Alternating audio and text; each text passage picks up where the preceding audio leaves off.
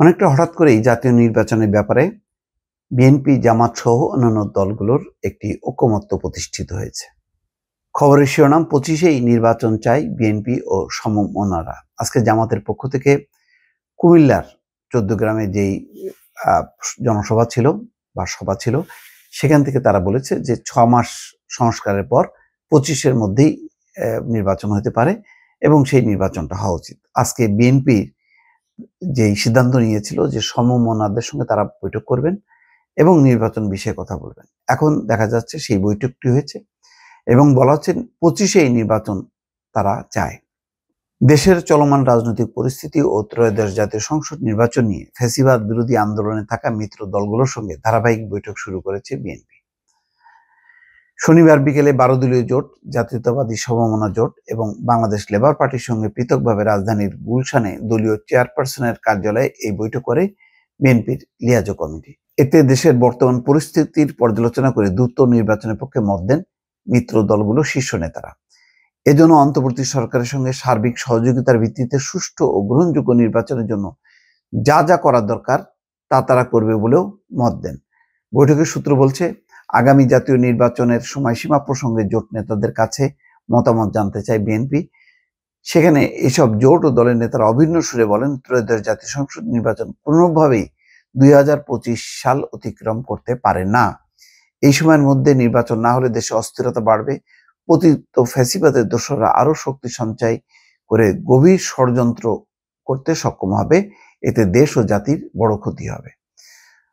আরো বলা হয় যে বৈঠকে নির্বাচন নিয়ে প্রধান উপদেষ্টা ও প্রেস সচিবের বক্তব্যের পরস্পর বিরোধী উল্লেখ করে সমালোচনা করেন নেতারা। তারা বলেন, সরকারের মধ্যে কোনো সমন্বয় নেই।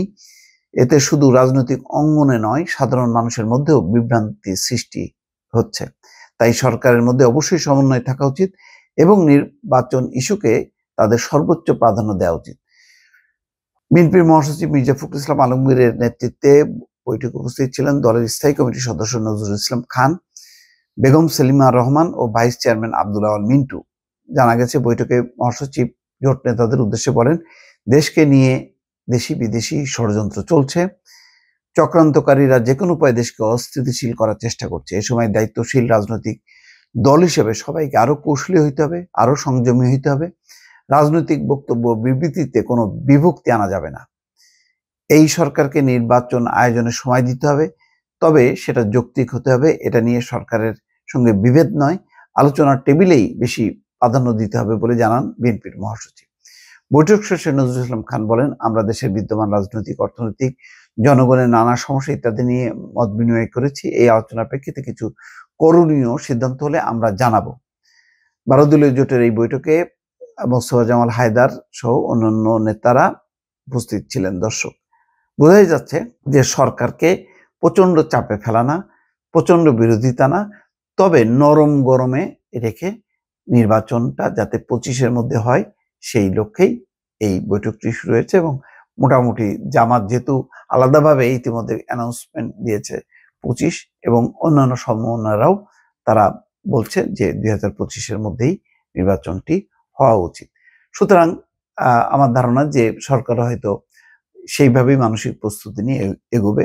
যদি এর অন্যথায় হয় তাহলে নিশ্চয়ই একটা বিভক্তি হবে, যে এই বিভক্তিটা অ্যাভয়েড করতে চান রাজনৈতিক দলের নেতারা। দর্শক, ভালো থাকবেন। আল্লাহ হাফেজ।